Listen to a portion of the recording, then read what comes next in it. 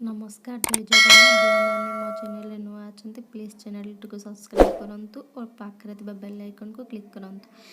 आज आम बनइबा चिंगुड़ी कषा। प्रथम तेल गरम कर पियाज पकेबा। पियाज लाल है बेले से अल्प टमाटो पकई भाजीदबा।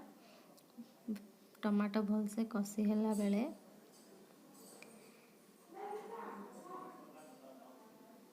टमाटो पूरा कषी हो जाए आम आलू को ऐड करवा।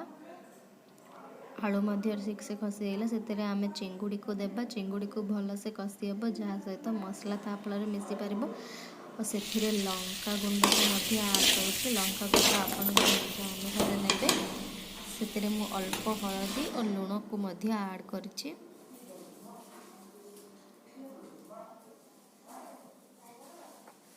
भलसे गोले दबा और अल्प पानी गरम करी से पानी टिके दबा।